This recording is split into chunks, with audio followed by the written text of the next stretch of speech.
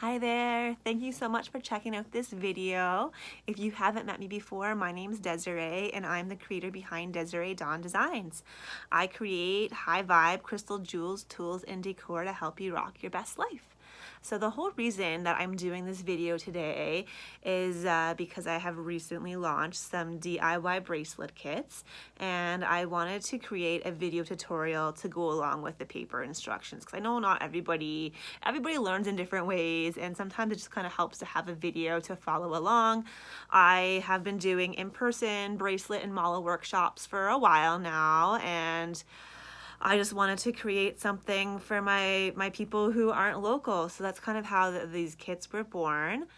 And I just thought I really wanted to have a video to go along with it, just because I know some people, the string can be kind of stretchy and some people just aren't that confident in it. So I just wanted to have something for you guys to follow along, pause, just to reference while you're doing it. The last thing I want you to do is have purchase a kit that you feel like you can't use or you're not confident in finishing it. I want you to be able to finish and enjoy your bracelet. So each kit, you should have enough beads for about 2 bracelets, depending on your wrist size. And yeah, so just a disclaimer here. I'm not a YouTuber. I don't do a ton of videos, so sorry if it's not the perfect quality. Maybe I'll update it one day. Maybe I won't. I don't know. But yeah, so let's get started. Okay, so I am just grabbing the Supernova kit here. So first thing you're gonna do is you are gonna measure your wrist. So you're just gonna take a really snug, a really snug wrist measurement. So you can see here my wrist is about 6 inches, and you're gonna add about 1/2 inch for a snug fit and 1 inch for a looser fit. We are doing the center line measurement here, which means you're measuring along the center of the bracelet, not the inner diameter, which is the closest part to your wrist here. Okay, so and if you already have a bracelet or you already know what your bracelet size is, you definitely don't have to do this, but it's included in it just in case you need it anyways. And then we got our string here, so we'll just set that aside for now. And we're gonna take out our beads. So you can use a bracelet board like this. I got this from Michael's. I just used my 40% off coupon to keep getting them one by one from my workshops, but you definitely don't have to do that. This is just the lid for a little Tupperware container, and you could definitely do something like that as well. Make sure you give it a good shake. Sometimes the little beads like to stick in the top there, and then you can use this to kind of create your little template if you don't have anything else to use. But yeah, just get creative, see what you have hanging around the house. I'm gonna use my bracelet board because I have it. And then each kit, you're gonna have a sample bracelet here. You definitely don't have to make this bracelet, but you can if you want to. So if you're not feeling creative or you like this bracelet, feel free to copy it. So I'm gonna make a 7-inch bracelet. Okay, so basically you're just gonna take your beads and you are going to start laying out your design. I'm gonna show you guys these beads really quickly because they're so cute. These are electroplated druzy agate, and I just love it. They remind me of little galaxies, which is why I named it Supernova. Anyway, so when you're laying out your design, just kind of be aware of these little spacer beads. They don't look very big, but when you add them all up, they do take up quite a bit of room. So if you have something that you can lay it out kind of in a line and you can kind of work them into your design so they're lined up as close as possible, it's gonna kind of help you from having to rework your bracelet a bit. So I'm just gonna start laying this out here. I'm just gonna leave a little bit of room for my spacer beads, so I'm gonna kind of put them next to where they're gonna be on the bracelet, just because they're little. I don't want to fight with them too much. But you'll see here. I'm going to speed this part up just so you guys don't have to wait.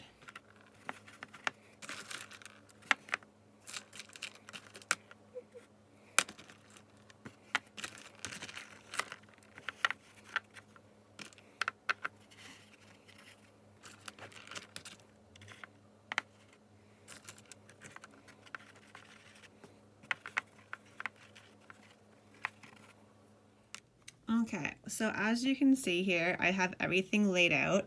I have left quite a little bit of room here just because these three together, like that's like a whole nother bead there, and these spacers add up quite a bit of room. But a little trick that you can do if you're doing this kind of style of bracelet, instead of starting in the middle and beading all the way around and then measuring it and finding out it's like an inch too big, what you can do is you start on like the main part of your design and then you do this. So you can always take apart or add more of the lava beads. So I will I'll show you guys kind of how I do that. I don't really do bracelets this way anymore. I'll kind of lay them out this way just to create the design, but I bead them in a different way, so it's going to be interesting to see what size it ends up, if it actually works or not. So you guys will kind of get an idea of what I mean. So okay, so I'm just going to put this down here. And then what you're going to do is you are going to take your stretchy string here and you're just going to give it, a little bit of a pre-stretch. So just give it a little tug, and that is going to pre-stretch your string. And what that does is, sorry, I do not have enough room here, so I'm just kind of hunched over a table. That's going to create, it's going to prevent gaps like that in your bracelets. Every time you roll it on and off your wrist, it is going to stretch the bracelet out, the string out a little bit, so that's going to kind of help prevent that. So, and as you can see here, it's like a pretty dense string. You don't need to have a needle or anything. You can just kind of have at it. So, like I said before, because of the nature of this design, I'm going to end up starting here and moving over. So I'm just going to start with one lava bead.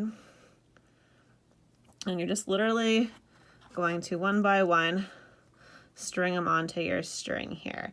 And it helps if you have, like, don't do this over your lap, do it on a table or over a tray or something, because just to kind of help prevent any bead explosion, so you don't have to worry about losing your beads if you drop your string or they end up going out the other end.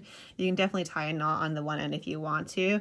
It's really slippery, it might come undone, but whoops, if you have it kind of over it, last thing you want is to have all the beads fall off the other end onto the floor and go rolling all over the place. So I'm just gonna literally one by one string these guys on.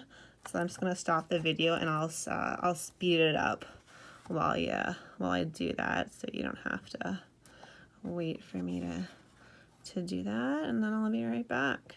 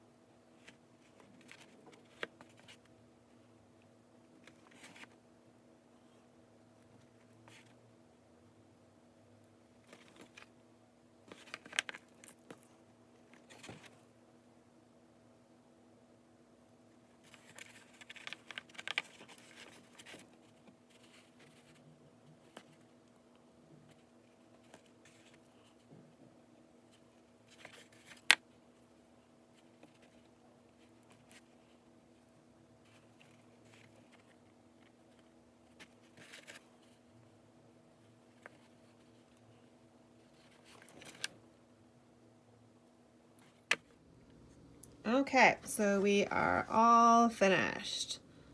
So see what I see here about, like, so I have all the lava on the one end. So what I'm going to do now is I'm going to push the beads as close together as I can. keep them in a nice line, and then what you're gonna do is you're gonna take your ruler and you are gonna measure it from what end to end. So you saw how much room I had left in there, right? This bracelet is measuring at just over a 7¼ inch there. So you definitely gotta account for all those little spacer buggers and all the room that they take up. But say this ended up to be an 8-inch bracelet, all I gotta do is take off some lava, and I don't have to worry about redoing the main part of my design here. So that's why I would recommend starting at like the part of your design here. So now that we know it's the right length, I'm not going to worry about taking off a bead for a 1/4 inch, but this is your bracelet. You can do it any way you want. So I am going to show you guys how I tie the knots.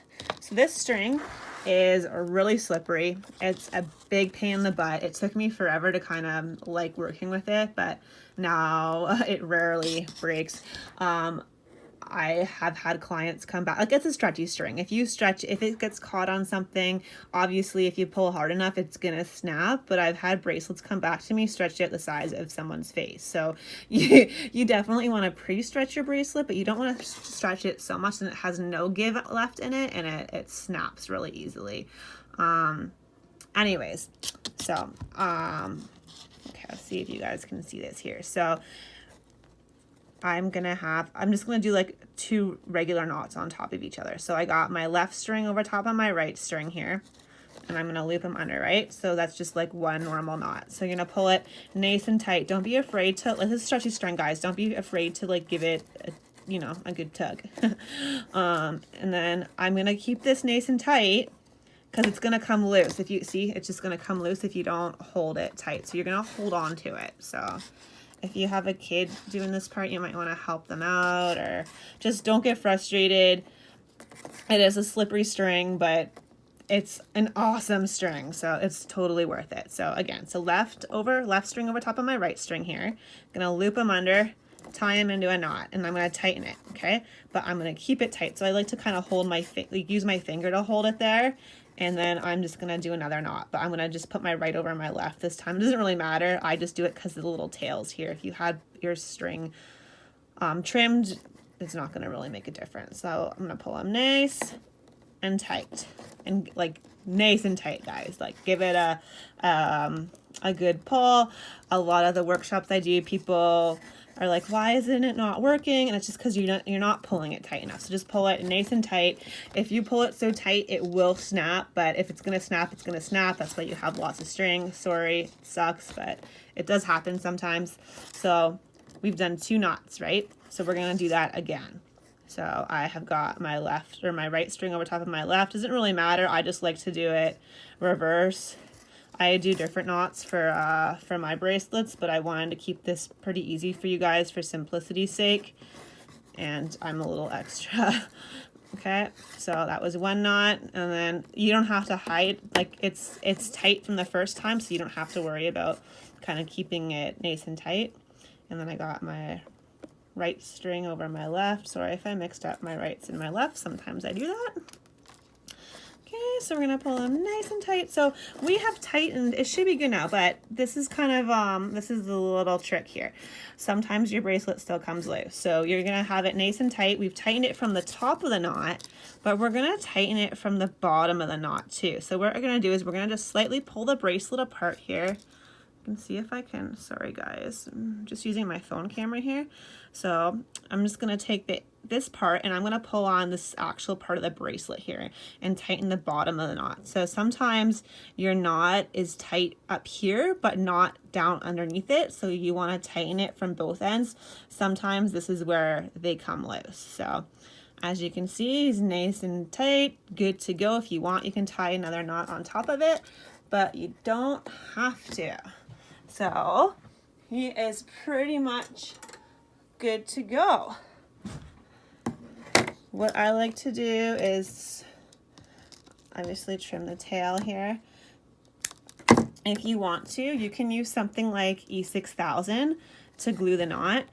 You don't have to, but if you are going to, make sure you use something like this that's a pliable glue. So this is not like super glue. Super glue you put on this knot. This is a stretchy string. The bracelet moves and stretches. Something like super glue that's going to make it really stiff is going to create stress points, and it's going to make it easier for it to break. So if you want to glue it, if you can, if you sorry, blah. If you want to glue it, you can. You don't have to. And then this is how I hide the knots. Some of these you might be able to, some of them you might not. So you got my lava bead here. If you have any bead with a bigger hole like this, or the bigger spacer beads in the other kits, you can hide it in there by stringing it back through. This might not actually work, but we'll give it a try. Stringing it back through your bead. This is extra, guys. You don't have to do this. So you're just going to string your string back through your bead if you can. Put them both through, and then you're going to use your extra string there. Let's see if I can get this to focus while I do this, if it actually works for me. So you're going to pull your tail here, and you're going to use that to, oh yeah, to kind of pop the knot inside your bead there. So he's hidden now. You don't have to, it's extra, and then we're gonna trim the ends and you are good to go. So yeah, there it is. Thank you so much for watching and purchasing a kit. If you have any questions, please reach out. Let me know in the comments what you think of this video. This is my first tutorial. I don't do a lot of videos, so just kind of flying by the seat of my pants here, and we'll see how it goes. So again, this is the bracelet that we just created. So if you have a lava bead, you can hide your knot in there, or you can use, I don't think I have one. Oh, I don't have one here. You can use a bead reamer, which is like a little needle file to kind of make the inside of the bead hole a little bit bigger. And then if you purchase any of the other kits, you can actually use, use any of like the holes that have the holes. The beads that have a bigger hole, you can use those. You can't really see here. You can use those to hide your knots. Or if you have like a wood bead, wood beads typically have a bigger hole, or wood beads are kind of easier to whittle away at the inside of the hole a little bit, so you can kind of hide your knots in there. But like I said, hiding your knots is kind of like an extra step. You don't have to do that. So yeah, I think that's it. I hope I have everything. Like I said, let me know what you guys think of this video. If you have any questions, please reach out. This is the second time shooting it, because the first time I did it in the wrong way. So hopefully I didn't miss anything, but like I said, I'll probably update it as I learn what information I am missing, or what information you guys would like to know. So thank you so much for watching. You can find me on Facebook and Instagram at Desiree Dawn Designs, and if you have any questions, DesireeDawnDesigns@gmail.com, or send me a DM. I love talking crystals and jewelry with people, so please stay in touch, and yeah, thank you guys so much. I'll see you later. Bye.